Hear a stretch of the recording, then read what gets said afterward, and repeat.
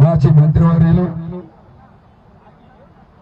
YSR Congress party Guntur జిల్లా party అధ్యక్షులు కాపు tiger Ambati Rambabu గారి నిరసన నిరాహార దీక్షకి సంఘీభావం తెలియజేయడానికి వచ్చినటువంటి వైఎస్ఆర్ కాంగ్రెస్ పార్టీ నాయకులకి కార్యకర్తలకి ప్రజా సంఘాలందరికీ కూడా మా హృదయపూర్వక ఉద్యమ నమస్కారాలు తెలియజేసుకుంటా.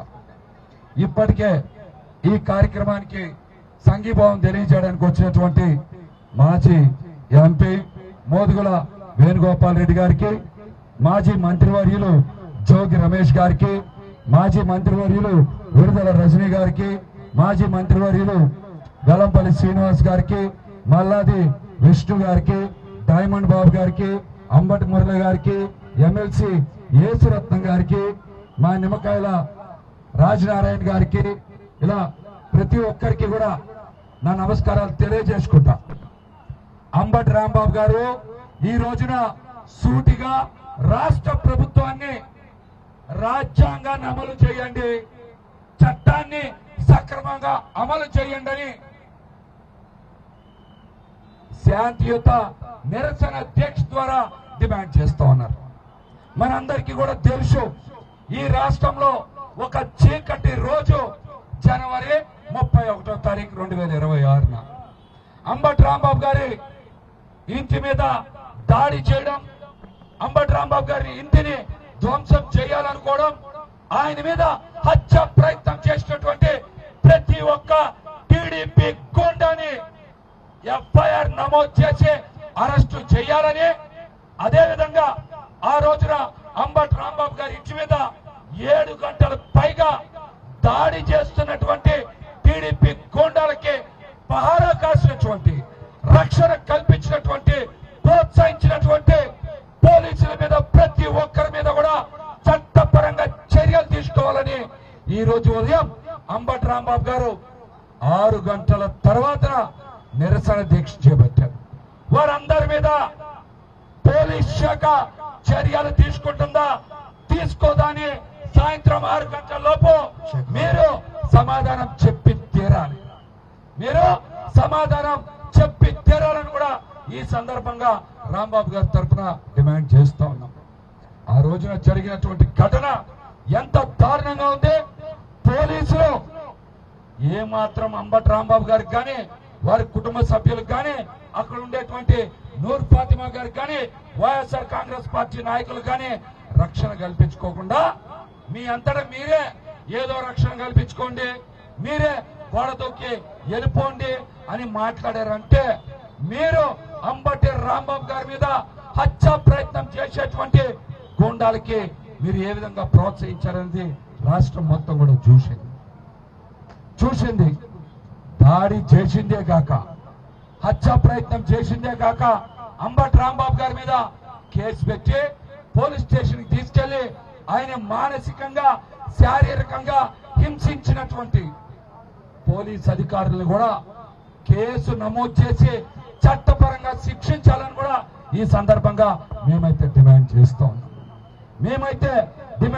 ఉన్నాం. మరి అంబటి రాంబాబు గారి సంఘటన జరిగిన తర్వాత తెలుగుదేశం పార్టీ గూండాలు ఎమ్మెల్యే ఏ విధంగా రెచ్చిపోయారో మనందరం కూడా చూసాం. మరి వాళ్ళందరూ మనకి అడ్డు లేదు, ఇక మనం ఏదైనా చేయొచ్చని గుంటూరు నగరంలో అనుకుంటే ఆ మరుసటి రోజు నుంచే మనకి ఇక్కడికి సజ్జల రామకృష్ణారెడ్డి గారు వచ్చారు. ఆ తర్వాత 2 రోజులకే వైఎస్ జగన్మోహన్ రెడ్డి గారు గుంటూరు నగరంలో కాలు పెడితే లక్షలాది మంది వైఎస్ఆర్సీపీ నాయకులు, కార్యకర్తలు, ప్రజలు వస్తే ఆ శబ్దానికే తెలుగుదేశం కూటమి పార్టీ నాయకుల గుండెలు దద్దరెళ్ళి ఎక్కడోళ్ళక్కడ చల్లా చెదరయ్యి వాళ్ళందరూ కూడా ఇళ్లలో దాక్కునేటువంటి పరిస్థితి వచ్చిందని కూడా ఈ సందర్భంగా తెలియజేస్తున్నాం.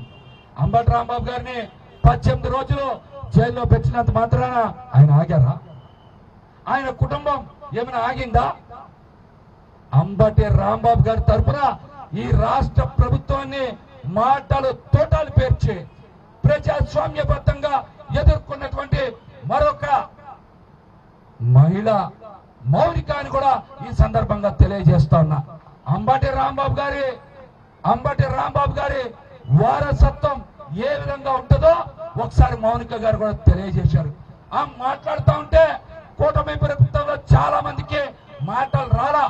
ఆమె రాజ్యాంగబద్ధంగా ప్రజాస్వామ్యబద్ధంగా ఒక కాపు ఆడబిడ్డ ప్రశ్నిస్తే పవన్ కళ్యాణ్ గారు లాంటి కూడా బయటకు వచ్చి సమాధానం చెప్పరా. కాబట్టి ఒక కాపు ఆడబిడ్డ ప్రశ్నిస్తే పవన్ కళ్యాణ్ గారు లాంటి వాళ్ళు కూడా మౌనం వహించారంటే ఆమె ఈ స్థాయి ఏ విధంగా పోరాడే స్థాయిలో ఉందో కూడా మనందరం కూడా అర్థం చేసుకోవాలి. అదే విధంగా ఒక్కటి మాత్రం చాలా స్పష్టంగా చెప్తా ఉన్నాం, అంబటి రాంబాబు గారు పోరాటంలో చాలా ముందుంటేటువంటి వ్యక్తి. అంబటి రాంబాబు గారు ఒక్కసారి పట్టుబడితే ఆ సమస్యకి పరిష్కారం లభించేంత వరకు కూడా ఎక్కడ పట్టు విడవనటువంటి నాయకత్వం ఉండేటువంటి వ్యక్తి అంబటి రాంబాబు గారు అని కూడా ఈ సందర్భంగా తెలియజేస్తా. మరొక చాలా ముఖ్యమైనటువంటి విషయం కూటమి నాయకులు గుర్తుపెట్టుకోవాలి. అంబటి రాంబాబు గారు ప్రెస్ మీట్ పెడితే, అంబటి రాంబాబు గారు ప్రశ్నిస్తే తెలుగుదేశం పార్టీ నాయకులకి అంత వణికెందుకని మిమ్మల్ని సూటిగా ప్రశ్నిస్తాను. ఆయన గొంతుని కట్టడి చేసేటువంటి సామర్థ్యం తెలుగుదేశం పార్టీ దగ్గర ఉందా? ఆయన పోరాటాన్ని నిలువరించేటువంటి శక్తి తెలుగుదేశం పార్టీ దగ్గర ఉందా? అంబటి రాంబాబు గారే ప్రతి అడుగు కూడా వైఎస్ జగన్మోహన్ రెడ్డి గారి వెనకాల నడుస్తూ ఉంటది. ఆయన ముందున్నటువంటి వ్యక్తి వైఎస్ జగన్మోహన్ రెడ్డి గారి శక్తి అంబటి రాంబాబు గారు ఉంటుంది. అట్లాంటి వ్యక్తిని నిలుపు చేయాలనుకోవడం మీ అవివేకమని కూడా ఈ సందర్భంగా తెలియజేస్తా. ఎప్పటికైనా సరే చంద్రబాబు నాయుడు గారు మించిపోయింది ఏమీ లేదు. మీకు రాజ్యాంగం మీదైనా చట్టం మీదైనా మీకు గనక నమ్మకం ఉంటే అంబటి రాంబాబు గారు డిమాండ్ చేసిన విధంగా తెలుగుదేశం పార్టీ రౌడీల మీద గోండాల మీద మీరు వెంటనే ఎఫ్ఐఆర్ నమోదు చేసి అరెస్ట్ చేయండి. ఆ రోజు అంబటి రాంబాబు గారి ఇంటి మీద దాడి చేసి ప్రోత్సహించినటువంటి పోలీస్ అధికారుల్ని చట్టబద్ధంగా శిక్షించండి అని కూడా ఈ సందర్భంగా తెలియజేస్తా. మరి ఈ రోజున ఈ కార్యక్రమం చాలా అద్భుతంగా జరుగుతోంది. ప్రతి వైఎస్ఆర్సీపీ నాయకులు కార్యకర్తలు కూడా ఎంతో క్రమశిక్షణతో ఈ కార్యక్రమాన్ని నిర్వహిస్తా ఉన్నారు. మరి సహకరిస్తున్న ప్రతి ఒక్కరికి కూడా నమస్కారాలు తెలియజేసుకుంటా.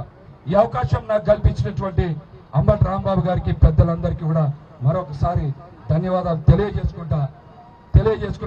జై జగన్, జై జగన్.